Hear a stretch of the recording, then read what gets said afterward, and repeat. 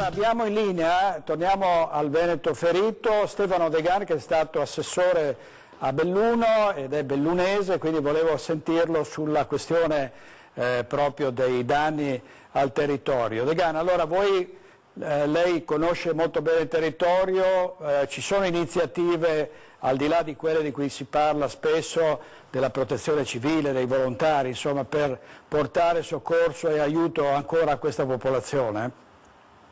Buonasera a lei direttore, a tutti gli ospiti e a tutti i telespettatori.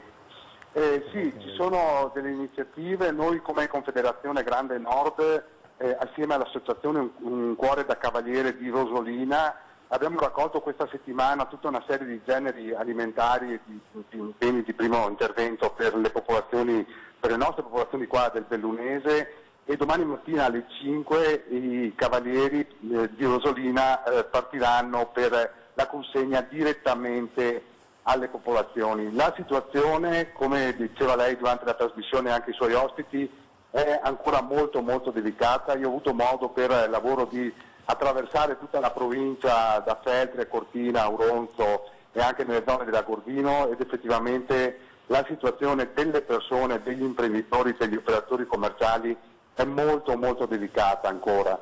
Tuttavia, come dicevate nel corso della trasmissione, noi montanari abbiamo una grande dignità e tutti dicono che ricominciamo, cioè la situazione è esattamente quella delle persone che si tirano sulle maniche e vogliono ripartire al più presto. Speriamo che finiscano presto anche le sfilate dei politici e tornino indietro i soldi del nostro residuo fiscale, che ci consentono in un certo qual modo di dare una spinta ulteriore alle attività che vengono svolte per ripristinare quanto prima tutte le strutture, in maniera da poter accogliere, come è l'auspicio manifestato da molti, i turisti che dovranno necessariamente, speriamo già da questa stagione invernale, affollare le nostre terre, non tanto per fare un turismo a vedere le zone che sono state interessate da questo fenomeno, quanto per portare la loro solidarietà e la loro presenza sui nostri territori, che restano comunque splendidi, al di là che siano stati pesantemente feriti.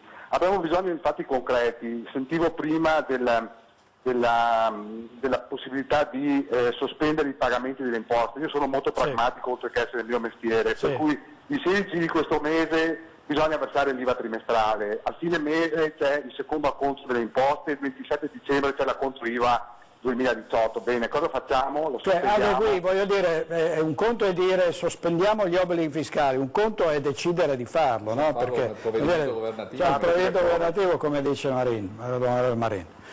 E quindi secondo lei, almeno su questo, ci sarà un intervento deciso o andiamo alle calende greche come spesso succede? Io auspicherei veramente un intervento deciso. Spero che tutte le visite che si sono succedute e quelle che ci saranno nei prossimi giorni portino velocemente a un provvedimento d'urgenza per sospendere queste importanti scadenze che sono qui a ridosso, perché la gente, gli imprenditori, le persone sono comunque in difficoltà. È chiaro che il nostro cuore di bellunesi è gonfio di ringraziamento nei confronti di tutti i volontari che si sono adoperati oltre ogni misura per dare una mano alle persone, al personale della protezione civile, ai vigili del fuoco, a tutti coloro che si sono adoperati.